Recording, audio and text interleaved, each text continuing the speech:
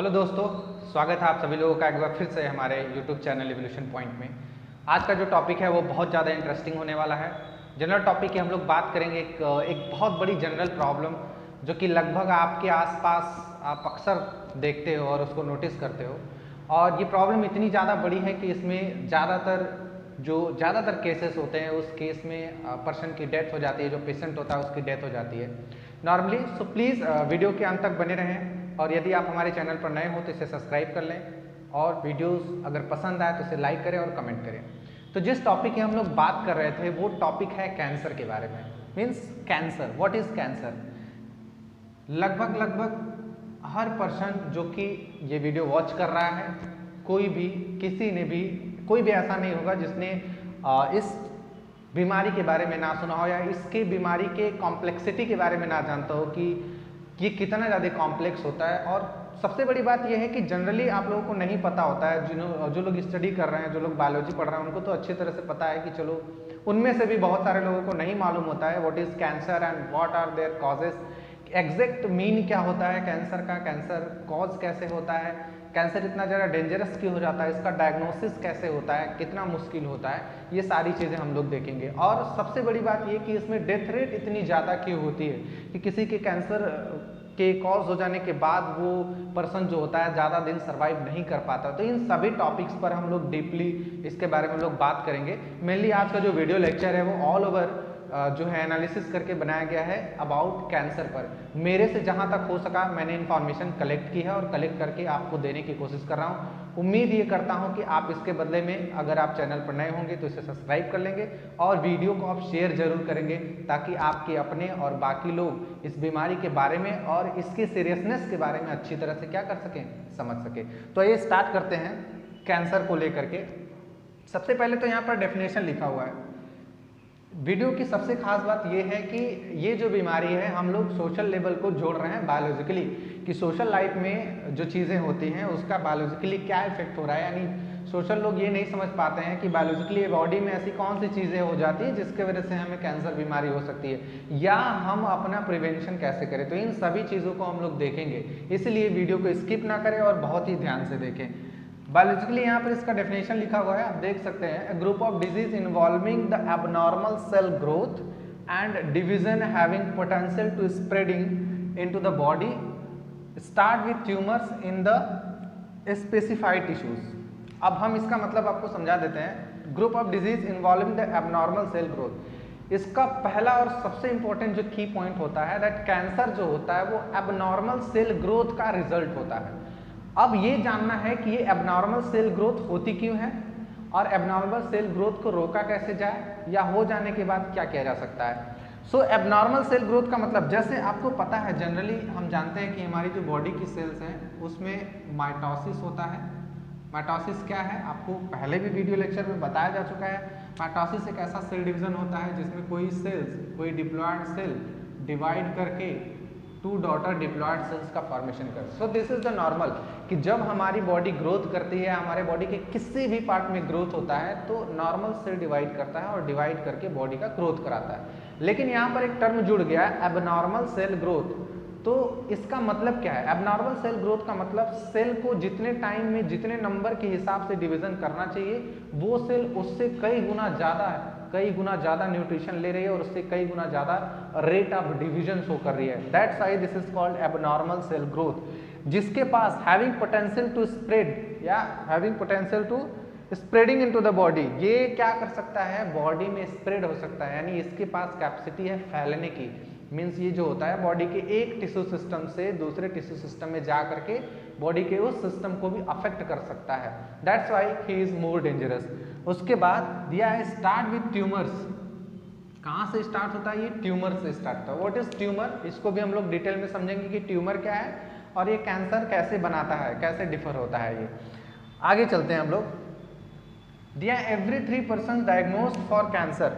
हर 3 व्यक्ति जो है पूरे वर्ल्ड का एक एवरेज डाटा आपको निकाला गया है कि हर 3 व्यक्तियों का कैंसर के लिए डायग्नोसिस किया जाता है और उन तीनों में से चांसेस होते हैं, मैं ये नहीं कह रहा हूँ ये 100% नहीं है, एक्यूरेसी नहीं होती इसमें, उन तीनों में से चांसेस होते हैं कि तीनों में से 1% जो होगा वो क्या होगा, कैंसेरियस होगा, यानी उसको कैंसर होने की संभावनाएं सबसे ज़्यादा होती है। यहाँ पर 2018 का वर्ल्ड कैंसर डेटाबेस है जिसमें मैंने लिखा हुआ है कुछ, ये 2018 का है, आप अभी 2021 चल रहा है। अलग अलग टाइम पे सरकार के थ्रू जो होता है इसका डाटा बनाया जाता है कि कितने लोग डायग्नोस्ट किए गए हैं, कितने पेशेंट हैं प्रेजेंट टाइम में, कितनी डेथ हो रही है इसमें, ये सारी चीज़ें। तो ये 2018 का एक डाटा आपको बनाया गया है जिसमें आपको लिखाया गया है कि सबसे ज़्यादा जो कैंसर है फीमेल में, एक चीज़ और समझिएगा कि फीमेल में कैंसर का खतरा सबसे ज़्यादा होता है। फीमेल में कैंसर का खतरा वो भी सबसे ज़्यादा आप परसेंटेज देख सकते हैं, 25% जो है इसका रेट है। 2018 में ये किया गया था, करीब करीब 20,88,849 केसेस मिले थे 2018 में, जिसमें कैंसर जो ब्रेस्ट कैंसर, मतलब जिनको ब्रेस्ट कैंसर हुआ था, महिलाओं की ये बात हो रही है। उसके बाद कोलेक्टरल कैंसर है जिसका रेट आप परसेंटेज आप देख सकते हैं 9.7%, सबसे ज़्यादा रेट जिसका हाई है वो 25% ब्रेस्ट कैंसर का है। उसके बाद आप देख सकते हैं लंग कैंसर, इसका रेट जो है वो इन्फेक्शन का कितना था 8.8%। थायराइड कैंसर जो ग्लैंड होती है आपकी थायराइड ग्लैंड, वो उसका जो रेट है 6.3। ऐसे ही ल्यूकेमिया, ये जो कि आपका क्या होता है, ब्लड कैंसर होता है, 2.3% इसका जो है इन्फेक्शन रेट था। यानी इतने जो जनसंख्या थी वो जो है इस डिसऑर्डर से, यानी कैंसर डिसऑर्डर, जैसे कि अलग अलग ग्रुप बना गए हैं कि कौन से कैंसर का जो रेट है वो सबसे ज़्यादा है। तो इस तरह से आप देख सकते हैं, ऐसे ही बहुत सारे कैंसर हैं और उनका अलग अलग रेट है। हमने बस कुछ आपको एग्जाम्पल, एक छोटा सा डाटा आपको लिख करके यहाँ पर बताया हुआ। अभी थोड़ी सी हिस्ट्री की बात कर लेते हैं। हिस्ट्री की अगर हम लोग बात करें तो 1600 BC में अर्लीस्ट रिकॉर्ड इसका, सबसे पहले इसको नोटिस किया गया था 1600 ईस्वी पूर्व में, यानी 1600 BC में। और इजिप्टियन एडविन स्मिथ इसको डिस्कवर्ड करने वाले पहले साइंटिस्ट थे जिन्होंने डिस्कवर्ड किया था ब्रेस्ट कैंसर को। किसको डिस्कवर्ड किया था, ब्रेस्ट कैंसर को। ऑफिशियली मतलब हम ये कह सकते हैं कि ऑफिशियली जब डिस्कवर्ड किया गया, वैसे रिकॉर्ड तो पहले से मौजूद है लेकिन ऑफिशियली जो डिस्कवर्ड किया गया था वो इनके थ्रू डिस्कवर्ड किया गया था, स्मिथ के थ्रू। उसके बाद 15, 16, 17 सेंचुरी में ये एक एक्सेप्टेबल डिसऑर्डर हो गया, यानी लोगों ने इसके बारे में ज़्यादातर जाना कि कैंसर जैसी भी कोई बीमारी होती है जो कि बहुत ज़्यादा जानलेवा हो सकती है, मतलब एक्सेप्टेबल हुआ था इन सेंचुरीज़ की अगर हम लोग बात करें।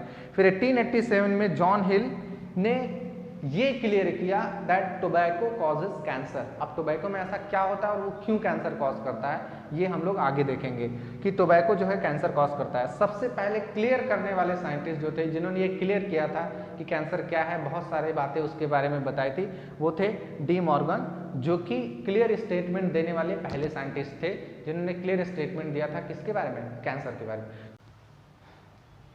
हमारे बॉडी के किसी भी टिश्यू सिस्टम के कैंसीरियस होने का एक ही रीज़न है कि हमारे बॉडी का कोई भी टिश्यू, अभी तो हम लोग नॉर्मल है, नॉर्मल बिहेव कर रहे हैं, अचानक से बॉडी में ऐसे चेंजेस हो जाते हैं, मतलब पर्सन जो है वो बिलीव ही नहीं कर पाता कि अभी तो यार हम बहुत ज़्यादा नॉर्मल थे, फिर अचानक से ऐसा क्या हो गया जिसकी वजह से मुझे ये बीमारियाँ हो रही हैं। तो इसमें होता क्या है, सबसे पहले इसको समझ लेते हैं, बेसिक से समझते हैं कि कैंसर का जो सबसे बड़ा और एकमात्र कारण है वो है म्यूटेशन। जो हो रहा है इसी की वजह से हो रहा है। अनकंट्रोल्ड सेल ग्रोथ की जो बात कही गई है वो म्यूटेशन की वजह से ही हो रही है। म्यूटेशन क्या होता है, change in our gene, sudden change in our gene, या फिर आप यहां लिख सकते हो डीएनए। इसको समझ लेते हैं, जैसे कि ये आपका जेनेटिक मटेरियल है, ये आपका क्या है, जेनेटिक मटेरियल यानी कि डीएनए। डीएनए में क्या पाए जाते हैं, डीएनए में पाए जाते हैं जीन्स, और यही जीन्स का जो ट्रिपलेट फॉर्म होता है वो कोडान बनाता है, और ये कोडान जो होता है वो प्रोटीन सिंथेसिस में हेल्प करता है। यानी एक तरह का कैरेक्टर, यही प्रोटीन सिंथेसिस यानी एक तरह का कैरेक्टर है, कोई कैरेक्टर जो कि किसी जीन के थ्रू कंट्रोल किया जा रहा है। बहुत ही नॉर्मल सी बात है, थोड़ा समझने की कोशिश करिए कि हमारे डीएनए के अंदर हमें पता है कि हमारे सारे जो पैरेंटल इन्फॉर्मेशंस होती हैं वो सभी पैरेंटल इन्फॉर्मेशंस कहाँ होती हैं, इनसाइड अवर जीन।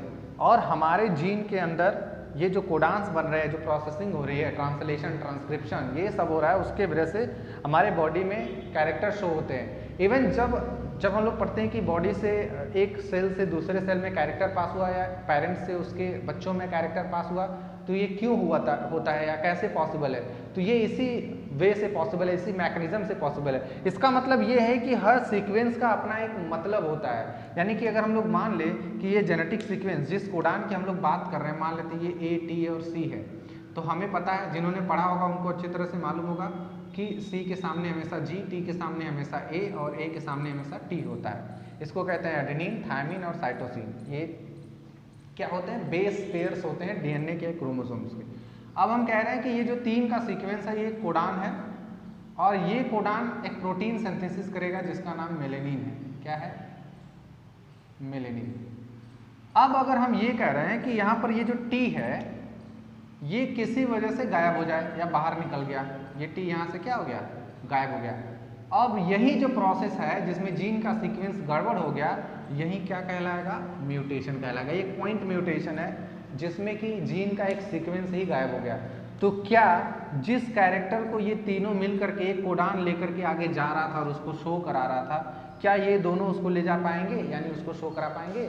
नहीं शो करा पाएंगे। चाहे वो टिश्यू सिस्टम की बात हो, चाहे वो बॉडी के कैरेक्टर्स की बात हो।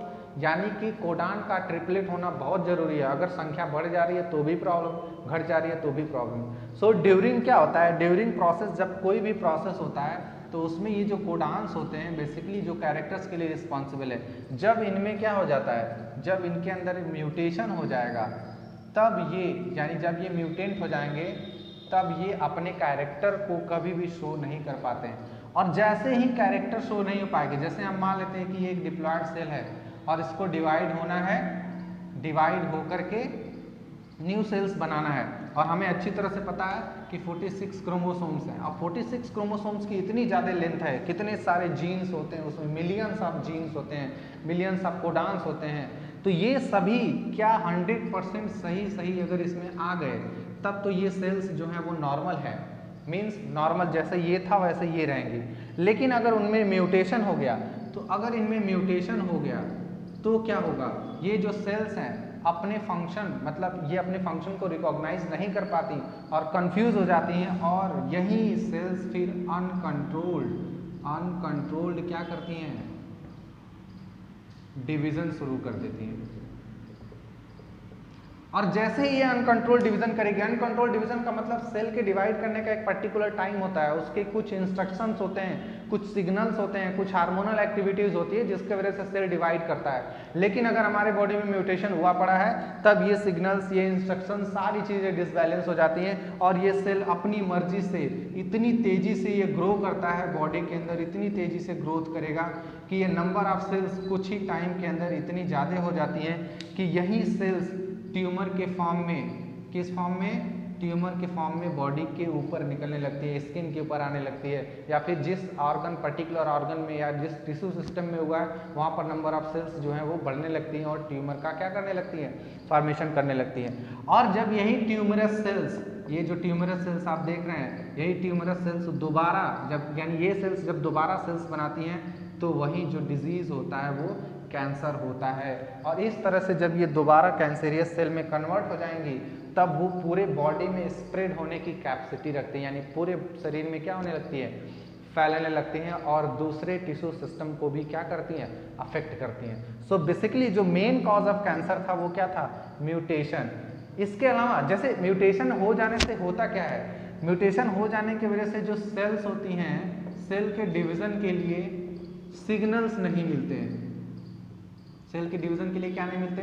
सिग्नल्स नहीं मिलते हैं। जैसे कि आप जानते हो कि ट्रेन जब पटरियों पर चलती है तो उसको सिग्नल मिलता है तभी वो आगे बढ़ती है, तभी अगर वो सिग्नल के साथ आगे बढ़ रही है तब कोई दुर्घटना नहीं होगी, ना ही कोई एक्सीडेंट होगा। लेकिन क्या हम बिना सिग्नल के ट्रेन को केवल स्पीड में भगाते जाएं तो क्या होगा? आपको पता है सबकी जान खतरे में आ जाएगी और जितने लोग हैं उतने लोग, सारे लोग मर जाएंगे। यही होता है कि जब म्यूटेंट हो जाते हैं जीन, यानी हमारा डीएनए जो कि हमारे पूरे पैरेंटल इंफॉर्मेशन को कैरी कर रहा है, इसका एक छोटा सा पार्ट भी अगर चेंज हो गया, म्यूटेंट हो गया, तो वो म्यूटेंट होने की वजह से जब सेल के ऊपर इफेक्ट करता है वो, तो सेल सिग्नल नहीं दे पाती, हार्मोन सिक्रीट नहीं हो पाते, ब्रेन उसको अच्छे से कंट्रोल नहीं कर पाता और सेल जो होती है उस टाइम पर अनकंट्रोल्ड डिवीजन परफॉर्म करती है, जो हमारे बॉडी में, हमारे स्किन में जैसा भी कैंसर हो, ब्रेस्ट कैंसर हो, स्किन कैंसर हो, ब्लड कैंसर हो, ब्रेन कैंसर हो, पैंक्रियाटिक कैंसर हो, स्टमक कैंसर हो, ये कैटेगरीज ऑफ कैंसर कहीं पर भी हो सकता है, तो वो होने लगता है और ट्यूमर बनने के बाद धीरे धीरे वो किस में कन्वर्ट हो जाता है, कैंसर में कन्वर्ट हो जाता है। हम इसका कोई भी इलाज, प्रॉपर इलाज नहीं कर सकते, हम इसको जड़ से नहीं खत्म कर सकते, क्योंकि जब ये एक बार हो जाता है तो इसको दोबारा से रोका नहीं जा सकता। यानी कि अगर यहाँ पर कोई सीक्वेंस गड़बड़ हुआ है, इन फ्यूचर आकर के अगर वो कैंसेरियस होता है, तो क्या आप टाइम में पीछे जाकर इस सीक्वेंस को कभी भी सही कर सकते हो? बिल्कुल नहीं कर सकते हो। तब हमारे पास एक ही रास्ता बचता है, वो रास्ता है सर्जरी का, वो रास्ता है फिजियोथेरेपी का, और वो रास्ता किसका है? केमोथेरेपी का। तब हम 3 रास्ते अपनाते हैं जिसमें हम कैंसर का इलाज करने की कोशिश करते हैं। लेकिन कोई भी पर्सन, कोई भी डॉक्टर 100% ये नहीं कह सकता कि ये कैंसर आपका ठीक हो जाएगा। जैसे ही वो लेवल से आगे बढ़ जाएगा, जैसे इस लेवल से आगे बढ़ गया, ट्यूमर बना है तब तक तो ठीक है, हम खत्म करने की कोशिश करेंगे, लेकिन जैसे ही उस लेवल से वो आगे बढ़ता है, अलग अलग स्टेजेस आते हैं कैंसर में, तब डॉक्टर्स वहाँ पर जवाब दे देते हैं मरीज को कि नहीं, अब हम इसको ठीक नहीं कर सकते। अब हम बात करते हैं कैंसर के कारण की, कि ये जो म्यूटेशन है वो क्या है और किससे होता है। हमने लिखा sudden change in our gene is called mutation. हमारे जीन में होने वाला जो अचानक बदलाव है वही क्या कहलाता है? म्यूटेशन कहलाता है। तो अब म्यूटेशन कितने तरह का है इसकी बात तो हम फिलहाल में नहीं करेंगे, लेकिन म्यूटेशन क्यों होता है हम इसको देख लेते हैं, ताकि हम बाकी चीज़ों से, ये जो बीमारी है उससे आराम से क्या कर सके, बच सके। तो बेसिकली अब हम ये समझ लेते हैं कि म्यूटेशन होता क्या है, जिसकी वजह से इतनी बड़ी प्रॉब्लम हो रही है। म्यूटेशन किसी भी सेल में हो, बॉडी के किसी भी हिस्से में, म्यूटेशन की एक खास बात होती है, स्पॉन्टेनियस होता है। म्यूटेशन कभी भी बॉडी के किसी भी सेल में, किसी भी टिश्यू सिस्टम में, कहीं पर भी, किसी भी एज में हो सकता है। पहली चीज़ तो ये समझिए, म्यूटेशन होता है ड्यू टू म्यूटाजेंस, यानी म्यूटेशन का जो कारण है वो है म्यूटाजेंस, यानी फैक्टर्स ऑफ म्यूटेशन को क्या कहते हैं? म्यूटाजेंस कहते हैं। अब ये जो म्यूटाजेंस होते हैं, यानी जो म्यूटेशन कॉज कराते हैं, वो 3 तरह के हो सकते हैं। कितने तरह के हो सकते हैं? 3 तरह के हो सकते हैं। फिजिकल होता है, फिजिकल म्यूटाजेंस। दूसरा यानी कॉज ऑफ कैंसर, ये कॉजेज ऑफ कैंसर हैं, कॉजेज ऑफ क्या हैं? कैंसर हैं, जिन्हें हम म्यूटाजेंस कहते हैं। फिजिकल होता है, दूसरा केमिकल होता है, तीसरा जो है होता है बायोलॉजिकल। तीसरा क्या होता है? बायोलॉजिकल। फिजिकल म्यूटाजेंस क्या होते हैं? फिजिकल म्यूटाजेंस में आता है रेडिएशन। क्या आता है?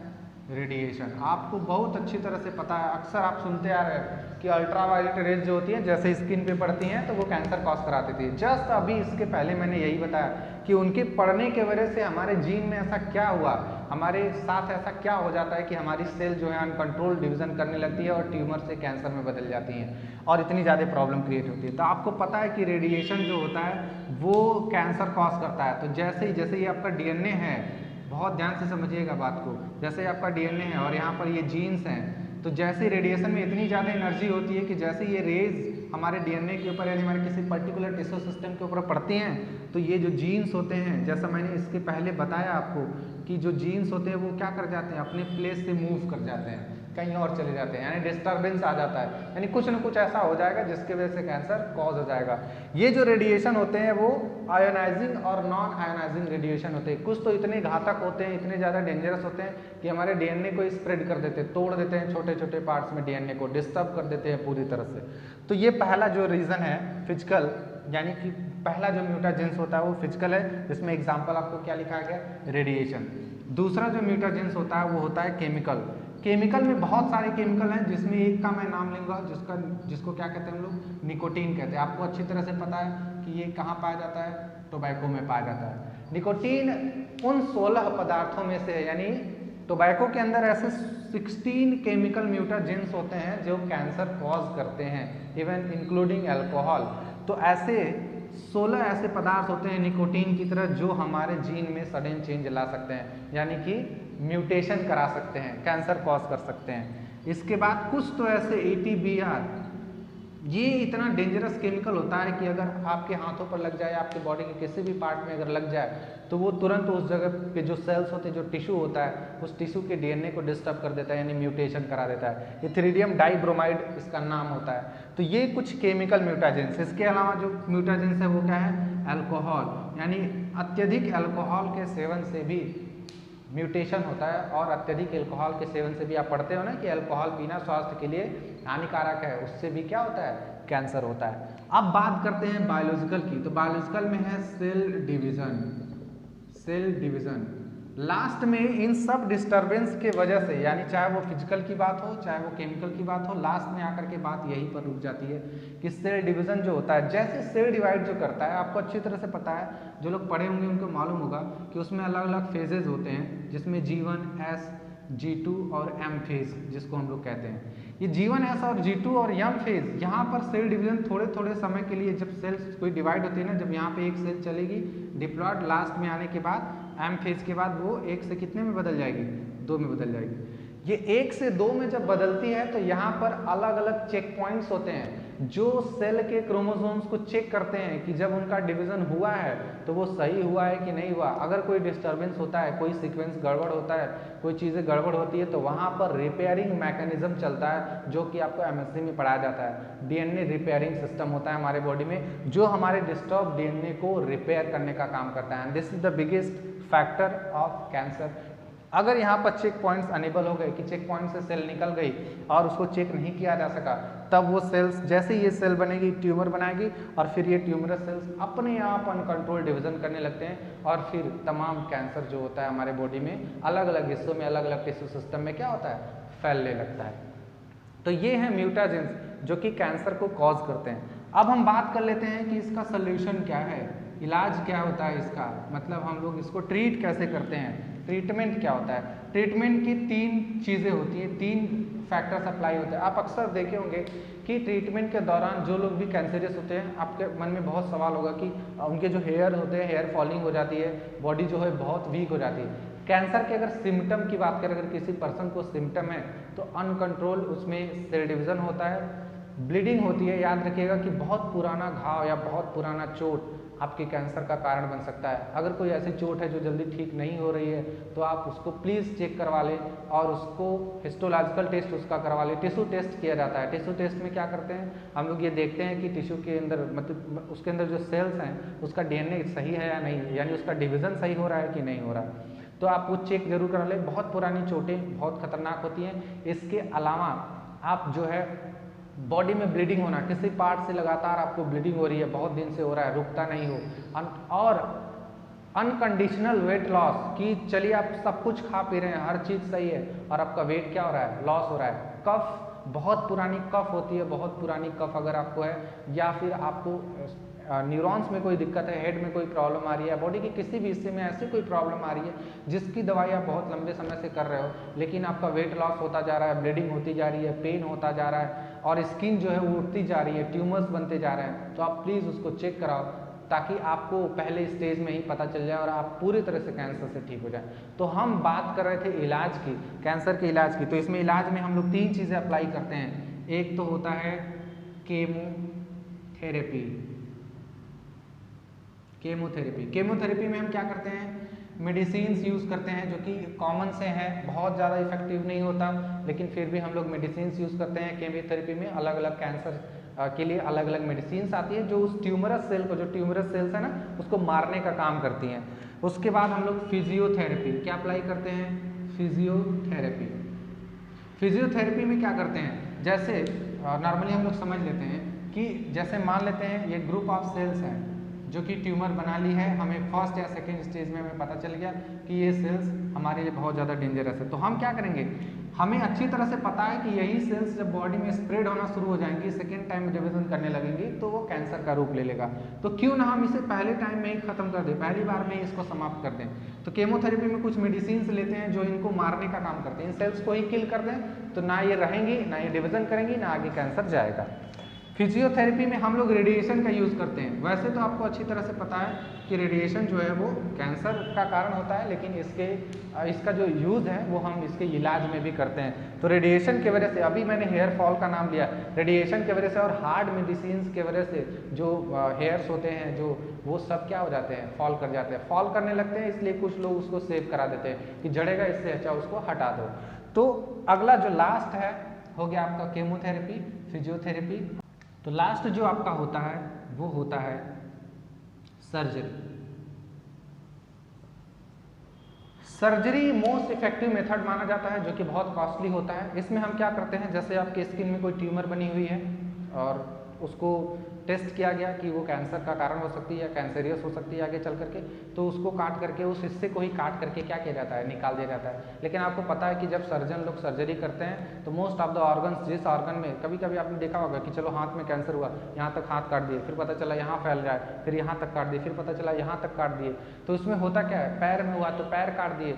तो ये काटने से, सर्जरी से ठीक तब होता है जब आपको इनिशियल पॉइंट पर, इनिशियल स्टेज में पता चल जाए कि आपको कैंसर है या नहीं है। वरना हम लोग सर्जरी करते रहेंगे, उस टिश्यू सिस्टम को काट के निकालेंगे, लेकिन हम पूरी तरह से सफाई नहीं कर सकते हैं। कुछ सेल्स वहाँ रही जाती हैं जो अगेन इतनी रैपिड डिवीजन वो करता है, अनकंट्रोल्ड डिवीजन करता है, इतना न्यूट्रिशन लेता है। ये वेट लॉस क्यों हो रहा है कैंसर में? वेट लॉस इसीलिए हो रहा है कि हमारा जो न्यूट्रिशन है वो अनकंट्रोल्ड ग्रोथ करने के लिए हमारी सेल्स यूज कर ले रही हैं, जो कि हमारे लिए यूजफुल भी नहीं है, कैंसर का कारण बन रही है। दैट्स वाई हमारा जो है वेट लॉस होने लगता है। और ट्यूमर जब बनता है तो ब्लीडिंग वगैरह होने लगती है, पेन होने लगता है, बहुत सारी प्रॉब्लम जनरेट होती है। सो 3 मेथड्स हैं इसके, केमोथेरेपी, फिजियोथेरेपी और सर्जरी। ये तीनों मेथड से कैंसर का क्या किया जाता है, इलाज किया जाता है।